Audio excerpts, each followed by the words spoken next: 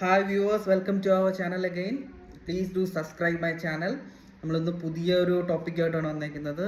ടോപ്പിക്കൊന്നുമല്ല, നമ്മുടെ ഷിയാസ് കരീമിനെ കണക്റ്റഡ് ആയിട്ടുള്ള ഒരു ന്യൂസാണ് ഇപ്പം സോഷ്യൽ മീഡിയ കംപ്ലീറ്റ് കത്തിക്കൊണ്ടിരിക്കുന്നത്. ഷിയാസ് കരീമിനെ സംബന്ധിച്ചിടത്തോളം പുള്ളിക്കാരൻ ഇത് ഫസ്റ്റ് ന്യൂസ് ഒന്നുമല്ല. 2023 സെയിം ഒരു പെൺ വിഷയമായിട്ട് ബന്ധപ്പെട്ട് വേറൊരു ന്യൂസ് ഇറങ്ങിയിരുന്നു. അപ്പം അതിലും അത്യാവശ്യം എനിക്ക് തോന്നുന്ന ആൾ അതിൽ നിന്നൊക്കെ മുങ്ങി വന്ന് ആണ്. അതിന് സത്യാവസ്ഥയൊന്നും പുറത്തെത്തിയിട്ടില്ല. പക്ഷെ ഇപ്പോൾ ഒരു യുവതി പുതിയൊരു കംപ്ലൈൻറ്റുമായിട്ട് വന്നിട്ടുണ്ട്. കേസ് കൊടുത്തിരിക്കുന്നതാണ്. പുള്ളിക്കാരത്തി കേസ് കൊടുത്തിട്ടുണ്ട്. കേസിൽ ഇങ്ങനെയാണ് പറയുന്നത്, 60 വയസ്സെന്തോ മറ്റുള്ള ഒരു യുവതിയാണ്. വിദേശത്താണ് ആളുടെ താമസം, സെറ്റിൽഡൊക്കെ അവിടെയാണ്. ഡിവോഴ്സ്ഡ് ആയിട്ടുള്ള ഒരാളാണ്. ആളുടെ സൈഡിൽ നിന്ന് പലതവണയായിട്ട് ഷിയാസ് കരീം എന്ന ആൾ 65 lakh rupees പറ്റിച്ചെടുത്തു എന്നുള്ളതാണ്. ഓക്കെ, പൂർണ്ണമായ സമ്മതത്തോടെയാണ് കൊടുത്തത്. പക്ഷേ അതിൽ പല വാഗ്ദാനങ്ങളിലൂടെ, വിവാഹ വാഗ്ദാനവും അതല്ലാതെ വേറെ കാര്യങ്ങളിലൂടെയൊക്കെയാണ് ഈ പറയുന്ന പൈസ നമ്മുടെ ഷിയാസ് കരീമിന് കൊടുത്തിരിക്കുന്നത് എന്നുള്ളത്. അപ്പം ഇതാണ് കേട്ടോ ഇപ്പോൾ ന്യൂസ്. അപ്പം ഇത് കേട്ടപ്പോൾ നമുക്ക് ആക്ച്വലി അത്ഭുതകരമായിട്ടുള്ള ന്യൂസാണ്. ഇത് എന്താ സംഭവിച്ചതെന്നുള്ളത്. പക്ഷേ ഇതിൽ പല തെളിവുകൾ ഇപ്പം റൺ ചെയ്തുകൊണ്ടിരിക്കുന്നത് നോക്കുമ്പോൾ ഷിയാസ് കരീം പെടാനുള്ള സാധ്യതകളൊക്കെ വളരെ കൂടുതലാണ്. കാരണം പുള്ളിക്കാരത്തി അയച്ച മെസ്സേജുകൾ, വോയിസ് ക്ലിപ്സുകളൊക്കെ ലീക്ഡ് ആണ്. നമ്മുടെ ജനം ടി വിക്ക് മുന്നേ ഒരു ടി വി അത് പബ്ലിഷ് ചെയ്തു. അപ്പോൾ ഇവരൊക്കെ എടുത്തിട്ട് സെറ്റാക്കുന്നുണ്ട്, ന്യൂസ് ഒരു പബ്ലിസിറ്റി കൊടുക്കുന്നുണ്ട്. അപ്പം സംതിങ് റോങ്, എന്തോ പ്രശ്നങ്ങളുണ്ട് ഷിയാസ് കരീം. പക്ഷേ ഇനിഷ്യലി ഈ ന്യൂസ് ഇറങ്ങുന്ന സമയത്ത് ഷിയാസ് കരീം ഇതിനെ അങ്ങ് റിജക്റ്റ് ചെയ്തു. അതായത് ഏത് യുവതി എന്നെക്കുറിച്ച് എന്തും പറയാമെന്നുള്ള രീതിയിലാണോ, അപ്പോൾ സോഷ്യൽ മീഡിയയിൽ എന്തും പറഞ്ഞ് റീച്ച് ഉണ്ടാക്കാം എന്നുള്ളൊക്കെ ഒരു കമൻറ്റാണ് പുള്ളിക്കാരൻ ഇനിഷ്യലി പറഞ്ഞത്. പിന്നെ പതുക്കെ ഈ കാര്യങ്ങൾ കുറച്ചും കൂടി ഡെപ്തിൽ ഔട്ട് ചെയ്യുന്നു എന്നുള്ളത് അറിഞ്ഞതുകൊണ്ടാവാം ആളതിൻ്റെ കാര്യങ്ങൾ മാറ്റി. യുവതിയായിട്ട് അറിയാം, കുടുംബപരമായിട്ട് അറിയാം, ഫാമിലി ഫങ്ഷൻസിനൊക്കെ പങ്കെടുക്കാറുണ്ട്, most of the family functions പങ്കെടുക്കാറുണ്ട് എന്നുള്ള ഒരു ധാരണയിൽ സംഭവം എത്തിപ്പെട്ടു. ഓക്കെ, ഇനി നമുക്ക് ഇനിഷ്യലി ഈ ഷിയാസ് കരീം ന്യൂസ് വന്നപ്പം മീഡിയ പബ്ലിക്കാക്കിയതും അതുപോലെ തന്നെ അപ്പോഴുള്ള ഷിയാസ് കരീമിൻ്റെ റെസ്പോൺസ് എന്താണെന്നുള്ളത് നോക്കാം. യുവതി പരിചയപ്പെട്ടത്. അതിനുശേഷം 22 കൂടി ഇവർ ഒന്നിച്ച് ലിവിംഗ് ടുഗദർ ആയിരുന്നു. പിന്നീട് ആ സമയത്ത് ഷിയാസ് വിവാഹിതരാണെന്ന് തനിക്ക് അറിവുണ്ടായിരുന്നില്ല. പിന്നീടാണ് ഷിയാസ് വിവാഹം കഴിച്ചു എന്ന് താൻ അറിയുന്നത്. യുവതി വിവാഹം കഴിച്ച് ഭർത്താവുമായി വേർപിരിഞ്ഞ് താമസിക്കുന്ന ഒരു ആള് കൂടിയാണ്. വിദേശത്താണ് താമസിക്കുന്നത്. ഷിയാസ് അവിടെ വരുമ്പോഴൊക്കെ കാണാറുണ്ട്, ഇവർ ഒന്നിച്ച് ജീവിക്കാറുണ്ട്, ഒന്നിച്ച് താമസിക്കാറുണ്ട്. ഷിയാസ് ഈ യുവതിക്ക് നൽകിയ വാഗ്ദാനം ജീവിത അവസാനം വരെ നോക്കിക്കൊള്ളാമെന്നാണ്. പക്ഷെ അത് വാഗ്ദാനങ്ങളെല്ലാം തെറ്റിച്ച് ഷിയാസ് മറ്റൊരു യുവതിയെ കല്യാണം കഴിച്ചു. ആ സമയത്താണ് തന്നെ പണം തിരികെ ചോദിച്ചത്. അപ്പോഴാണ് ഷിയാസിൽ നിന്ന് ഭീഷണി നേരിട്ടതെന്നാണ് യുവതി പാലാരിവട്ടം പോലീസിന് നൽകിയ പരാതിയിൽ പറയുന്നത്. പക്ഷേ പോലീസ് കേസ് രജിസ്റ്റർ ചെയ്തിട്ടില്ല. ഷിയാസിന്റെ ഭാര്യ പ്രസവിച്ചു. അതിനെ തുടർന്ന് ആശുപത്രിയിലാണ് ഷിയാസ്. ശേഷം സ്റ്റേഷനുമായി ബന്ധപ്പെടാമെന്നാണ് പോലീസിന് നൽകിയ മറുപടിയും. ആദ്യം ഷിയാസ് യുവതിയെ അറിയില്ല എന്ന് പറഞ്ഞെങ്കിൽ പോലും പിന്നീട് ഷിയാസ് ആ നിലപാട് തിരുത്തി. യുവതിയെ കുറിച്ച് അറിയാം, തന്റെ മാതാവുമായി പരിചയമുള്ള അല്ലെങ്കിൽ തന്റെ കുടുംബത്തിന് പരിചയമുള്ള ഒരു യുവതിയാണ്. തന്നെ നിന്നാണ് യുവതി നിരവധി തവണ പണം വാങ്ങിയത്. അത് തിരിച്ചു ചോദിച്ചതിന്റെ പ്രതികാരമായിട്ടാണ് ഇത്തരത്തിലൊരു തനിക്കെതിരായിട്ടുള്ള വ്യാജ പീഡന പരാതി എന്നാണ് ഷിയാസ് പറയുന്നത്. ആ കേസുമായി ബന്ധപ്പെട്ട്, അതായത് യുവതി പണം തട്ടിയതുമായി ബന്ധപ്പെട്ട് പെരുമ്പാവൂർ പോലീസിന് താൻ നേരത്തെ പരാതി നൽകിയിരുന്നു. അതിപ്പോൾ കോടതിയുടെ പരിധിയിലാണ് ആ തട്ടിപ്പ് കേസ്.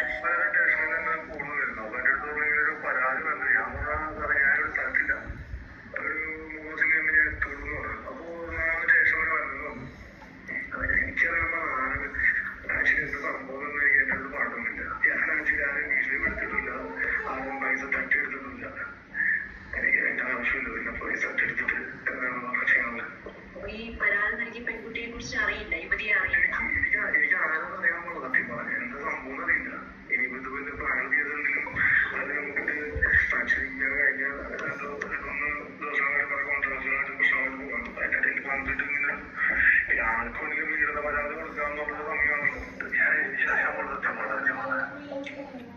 രാവിലെയാണ് കഴിഞ്ഞ 7 വർഷമായി കൊച്ചിയിൽ താമസിക്കുന്ന ബിസിനസ്സുകാരിയായ യുവതി പരാതിയുമായി പാലാരിവട്ടം പോലീസിനെ സമീപിച്ചത്. പരാതിയിൽ ചൂണ്ടിക്കാട്ടുന്നത് ഇങ്ങനെ: 2023 ജൂണിലാണ് ഷിയാസ് കരീമിനെ സോഷ്യൽ മീഡിയ വഴി പരിചയപ്പെടുന്നത്. സൗഹൃദമായി. 2024 ഷിയാസിനൊപ്പം ലിവിംഗ് റിലേഷനിലായി. ആദ്യഘട്ടത്തിൽ പലപ്പോഴായി 10 ലക്ഷം രൂപ ഷിയാസ് തന്റെ പക്കൽ നിന്ന് വാങ്ങിച്ചു. തന്റെ കുടുംബ സ്വത്ത് വിറ്റ കാര്യം അറിഞ്ഞതോടെ ജിം തുടങ്ങാനെന്ന പേരിൽ 22 ലക്ഷം രൂപ പിന്നെയും വാങ്ങി. ജിം തുടങ്ങിയാൽ അതിന്റെ പങ്കാളിയാക്കാമെന്ന് വാഗ്ദാനം നൽകി. തന്നെ ആജീവനാന്തകാലം ഒപ്പം നിർത്താമെന്ന് ഉറപ്പും പറഞ്ഞു. അതിനിടെ ആരോഗ്യ പ്രശ്നത്തെ തുടർന്ന് തന്റെ ഗർഭപാത്രം നീക്കിയപ്പോൾ ഷിയാസ് തനിക്ക് മറ്റൊരു വിവാഹം കഴിക്കണമെന്ന് പറഞ്ഞു. അതിനിടയിലും ലൈംഗിക ചൂഷണം തുടർന്നു. വിവാഹത്തിനായി വസ്ത്രങ്ങൾ എടുക്കാനും വിവാഹ സൽക്കാരം നടത്താനുമെല്ലാം തന്റെ കയ്യിൽ നിന്ന് ഷിയാസ് പണം വാങ്ങി. വിവാഹശേഷവും താനുമായി ഷിയാസ് അടുപ്പം തുടർന്നുവെന്നും ലൈംഗിക ചൂഷണം പതിവാക്കിയെന്നും യുവതി. കൊച്ചിയിലും കോഴിക്കോട്ടും പല ഹോട്ടലുകളിലും താൻ ലൈംഗിക ചൂഷണത്തിന് ഇരയായി. ഒടുവിൽ എതിർത്തതോടെ സുഹൃത്തുമായി തന്നെ കോഴിക്കോടുള്ള ഫ്ളാറ്റിൽ അതിക്രമിച്ചു കയറി സ്വകാര്യ ദൃശ്യങ്ങൾ പകർത്തിയെന്നും ഇതടക്കം ഷിയാസിനൊപ്പമുള്ള നഗ്ന ദൃശ്യങ്ങളും പ്രചരിപ്പിക്കുമെന്നും ഭീഷണിപ്പെടുത്തി. ആകെ 49 ലക്ഷം തട്ടിയെടുത്തുവെന്നും യുവതി. എന്നാൽ പരാതിക്കാരിക്കെതിരെ തുറന്നടിച്ച ഷിയാസ് കരീം തന്നെയാണ് യുവതി വഞ്ചിച്ചതെന്ന് ഏഷ്യാനെറ്റ് ന്യൂസിനോട് പറഞ്ഞു. താനാണ് ലൈംഗിക ചൂഷണമെന്ന ആരോപണം തെറ്റാണ്. താൻ നൽകിയ പരാതിയിൽ യുവതിക്കെതിരെ അന്വേഷണം നടക്കുന്നതിനിടെയാണ് പുതിയ കേസെന്നും കള്ളക്കേസിൽ കൊടുക്കുമെന്ന് യുവതി ഭീഷണിപ്പെടുത്തിയതായും ഷിയാസ്.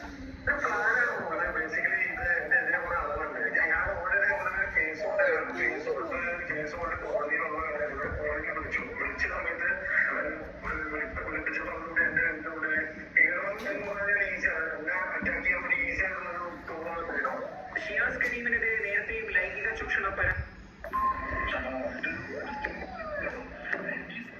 സ്ത്രീയുടെ 60 വയസ്സാണ്. എനിക്ക് അവിടെ വിവാഹ വാഗ്ദാനം എനിക്ക് പേരിന്റെ ആവശ്യമാണ്. അത് പിന്നെ എന്റെ കല്യാണം കഴിയുമ്പോൾ 1-2 വർഷമാണ്. എനിക്ക് കുട്ടിയുണ്ട്. ഞാൻ മാന്യമായിട്ടാണ് ജീവിക്കുന്നത്. എനിക്ക് സ്ത്രീകളെ തന്നെ തിരികെ വരിക. ഈ മുമ്പ് എനിക്ക് ഇങ്ങനെ ഒരു ആരോഗ്യവും ഈ പറഞ്ഞ കള്ളക്കേസൊക്കെ ഉള്ളതുകൊണ്ടാണ് ഞാൻ കേസുമാണ്. പിന്നെ ഈ സ്ത്രീക്ക് 10 വയസ്സുണ്ട്. അതുപോലെ എന്റെ കുടുംബമായിട്ട് അത്ര അടുപ്പമുള്ള സ്ത്രീയാണ്. എന്റെ കല്യാണത്തിനും എന്റെ എല്ലാ പരിപാടിക്കും റിസപ്ഷൻ്റെ അവതാപന പരിപാടി എല്ലാ വഴി എന്നെ അറിയുന്ന എല്ലാവർക്കും അറിയുന്നത് പേര് ഞാൻ പറയുന്നില്ല. ഞാനിപ്പോൾ കേസുകൾ നിൽക്കല്ല. എനിക്ക് എത്രയാണെന്ന് പറയുന്നത് ഇതാണോ ഒരു ക്ലിയർ പറഞ്ഞത്. അപ്പോ സംഭവം എന്ന് പറഞ്ഞാല് എന്റെ വായിൽ നിന്നും എന്റെ ഉമ്മയിൽ നിന്നും ഒരു സ്വർണ്ണം വാങ്ങിച്ചെടുത്തിന് പെങ്ങളെ ഇതൊന്നും ഞാൻ അറിയുന്നില്ല. ഇത് കുറച്ച് പ്രശ്നമായി കഴിഞ്ഞപ്പോഴാണ് ഇതൊക്കെ ഞാൻ എന്റെ ഫാമിലിയിൽ കുറച്ച് പ്രോബ്ലം. ഓക്കെ, അങ്ങനെ ഇങ്ങനെ പല സ്റ്റോറീസാണ്. അപ്പം മീഡിയ പബ്ലിഷ് ചെയ്തതിനെ ബേസ് ചെയ്തിട്ട് ഷിയാസ് കരീമിൻ്റെതായ രീതിയിലുള്ള എക്സ്പ്ലനേഷൻസ് സോഷ്യൽ മീഡിയയിലൊക്കെ കൊടുത്തിട്ടുണ്ടായിരുന്നു. പക്ഷെ ഫൈനലി ഇപ്പം കർമ്മ ന്യൂസ് ആണെന്ന് തോന്നുന്നു. കർമ്മ ന്യൂസ് ത്രൂ ഈ ലേഡി ആയിട്ടുള്ള കുറച്ച് വോയിസ് ക്ലിപ്സുകൾ ലീക്ക് ഔട്ട് ചെയ്തിട്ടുണ്ട്. അപ്പം ഈ വോയിസ് ക്ലിപ്സിൽ പുള്ളിക്കാരത്തിയുടെ സൈഡ് കാണിക്കുന്നില്ല. ആൾ വിക്ടിമാണല്ലോ, ആളെക്കുറിച്ചൊന്നും പറയാൻ പറ്റില്ലല്ലോ. പക്ഷെ ഈ പറയുന്ന ഷിയാസ് കരീമിൻ്റെ വോയിസ് ഉണ്ട്. അത് ആളുടെ തന്നെ വോയിസ് എന്ന് തന്നെയാണ് നമുക്ക് കാണാൻ പറ്റുന്നത്. ഇനി വല്ല ഓട്ടോമേഷൻ ആണോ എന്ന് അറിയത്തില്ല. ബട്ട് ആ സംഭവം ഇറങ്ങിയതിന് ശേഷം നമുക്കൊരു ക്ലാരിറ്റി ഉണ്ട്. പുള്ളിക്കാരൻ എന്തൊക്കെയോ തട്ടിമറി നടത്തിയിട്ടുണ്ട്, പൈസ തട്ടിച്ചിട്ടുണ്ട് എന്നുള്ളതാണ്. ഈവൻ അവരുടെ കല്യാണം നടന്നത് വരെ ആ പൈസയിലെന്നുള്ള രീതിയിലുള്ള സ്റ്റേറ്റ്മെൻ്റ് ഒക്കെയാണ് വരുന്നത്. ഓക്കെ, എനിവേ നമുക്ക് അവരുടെ ഡിസ്കഷൻസ് ഇല്ലേ, അവരുടെ discussions also we can able to നമുക്ക് നോക്കാം. ഓക്കെ, ജസ്റ്റ് കേട്ടോ.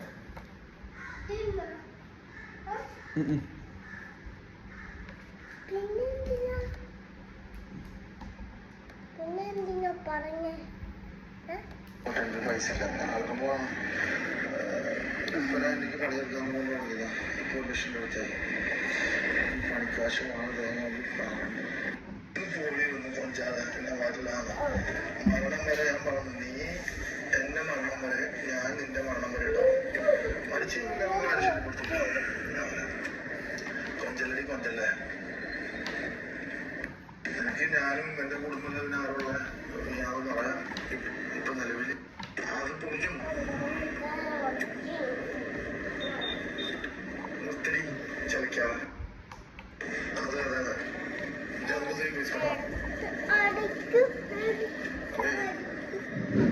പരിപാടി? ചോദിക്കുന്നുണ്ടാ?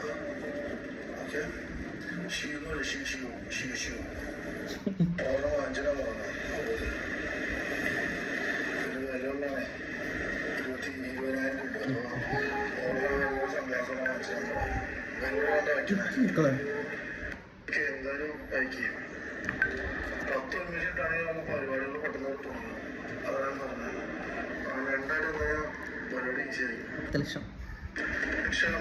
അത് ജിമ്മ എന്തായാലും ഞാൻ സെറ്റാണ്. ഞാൻ ഇതിൽ 20 ലക്ഷം രൂപയിൽ തീർക്കുമെന്ന് എൻ്റെ മനസ്സിലുള്ള ലക്ഷ്യമാണ്. അത് തീർക്കും എന്ന് പ്രതീക്ഷിക്കാം. ഇനിയിപ്പോൾ കുറച്ച് പൈസ ചെയ്യുന്നത് ചെയ്തതെന്നുള്ളൂ. അത് ഓക്കെ ആവുന്ന മനസ്സിലുള്ള ബാക്കി ഇത്തിരി ടൈറ്റ് വരിയിരിക്കും എന്തായാലും. ഇൻഷാല്ലാ റെഡിയാക്കി എടുക്കണം അതെന്തായാലും. അവിടുന്ന് സാധനം വാരിക്കൂട്ടി ഫിറ്റും ഇച്ചിരി പെയിന്റിങ് സ്പ്രേ പെയിൻ്റൊക്കെ ചെയ്യണം, കുറച്ചൊന്ന് വൃത്തിയാക്കണം, അതൊക്കെ ചെയ്ത് സെറ്റാക്കി എടുക്കണം ഇൻഷാല്ലാ. അത് അക്കൗണ്ട് വഴി 1 ലക്ഷം 10 ലക്ഷം 5 ലക്ഷമൊക്കെ അല്ലെങ്കിൽ 20 ലക്ഷമൊക്കെ പോകും. അവർ ചോദിച്ചു വയ്ക്കും. അതിന് പേര് നമ്മൾ പറഞ്ഞാൽ നീ എനിക്ക് പൈസ തന്നിട്ട് ആവശ്യത്തിന് മാത്രം അക്കൗണ്ട് ഇടുക, എന്നിട്ട് ട്രാൻസ്ഫർ. അപ്പോൾ നമുക്ക് പറയാനോ ജിമ്മിൻ്റെ വർക്കിൻ്റെ പൈസ അങ്ങനെ പറയാൻ പറ്റും.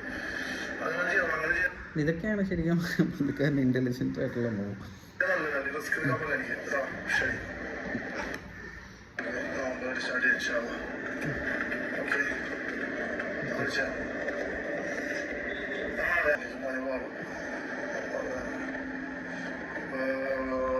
നീ പൈസ തന്നാട്ടോ, അത് അക്കൗണ്ട് വേണം.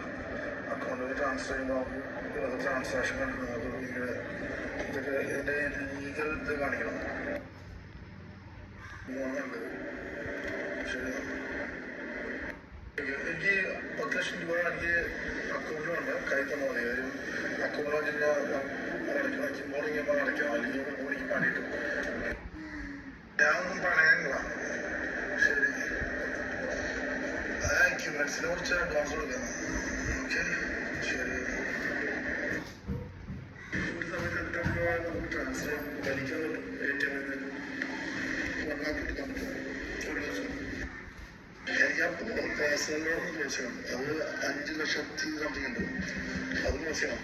അത്രേ ഉള്ളൂ, വേറെ പ്രശ്നമൊന്നുമില്ല. അതുകൊണ്ട് നമ്മുടെ ട്രാൻസ്ഫർ പ്രശ്നമോ അങ്ങനെ ചാൻസ് കൊടുക്കും. ഇവിടെ റോമിലൊക്കെ പഠിച്ചു വേണം, വയറിങ്ങും പ്ലംബിങ് അങ്ങനെയുള്ള ബിൽഡിംഗ് പെയിന്റിങ്ങിന് ചെയ്യണം. നമുക്ക് ഹെൽത്ത് സ്മെൽത്ത് നിങ്ങൾ ഹെൽത്ത് ശ്രദ്ധിക്കട്ടോ. മറ്റേ എന്തായാലും ഫണ്ടിൻ്റെ കാര്യം ഞാൻ ഫോട്ടോ എടുത്തില്ല, അവിടെ എടുത്തിട്ടുണ്ടോ? ഞാൻ ഫോട്ടോ അയച്ചാൽ വേറെ വിഷയം. എവിടെയുള്ള എന്താണ് ഓക്കെ അല്ലേ? കുറച്ച് ഇത് വേണ്ടി കേട്ടോ, നമ്മള് തുടങ്ങാനുള്ള പരിപാടി, പണി തുടങ്ങാനുള്ള പരിപാടിയാണ്. എനിക്ക് തന്നാൽ മതി പൈസ അക്കൗണ്ടിൽ GST ഇഷ്യൂ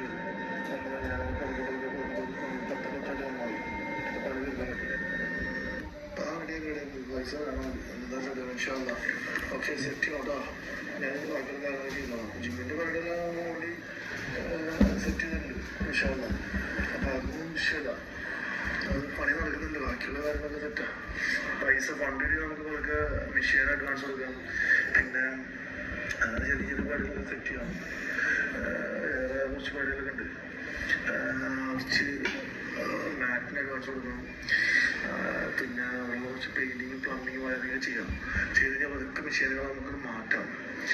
ഒരു 2 ആഴ്ച അവർക്ക് അവധി കൊടുത്ത് കഴിഞ്ഞാൽ മെഷീൻ മാറ്റി പരിപാടി സ്റ്റാർട്ട് ചെയ്യാം. നോക്കി കഴിഞ്ഞാൽ ഇൻഷാല്ലാ ഉദ്ഘാടനം അറിയാം, ആളുകളെ വർദ്ധിക്കാം. എൻ്റെ നല്ലതിലും ചീത്ത സമയത്ത് നല്ല സമയത്ത് എപ്പോഴും കൂടെ ഉണ്ടായാൽ മതി. സപ്പോർട്ടായിട്ട് താനായിട്ട് നല്ലതായിട്ടും അത് അതിന് വേണ്ടി നമുക്ക് ബോണസ് അത്ര. എനിക്ക് ഒരു കുഴപ്പമില്ല, നീ എപ്പോഴും എൻ്റെ മരണം കൂടെ ഉണ്ടാവും. ഞാൻ കുറച്ച് ചോദിക്കുകയാണെങ്കിൽ നീ എൻ്റെ സന്തോഷം ഉണ്ടാവും, നല്ലൊരാൾക്ക് കഴിക്കുകയാണെങ്കിൽ ഞാൻ ഉണ്ടാവും. അത്ര മതി, അതൊന്നും ഒരു കുഴപ്പമില്ല. ഞാൻ പറയാൻ ശ്രദ്ധിക്കും എന്ന് പറഞ്ഞാൽ ഏകദേശം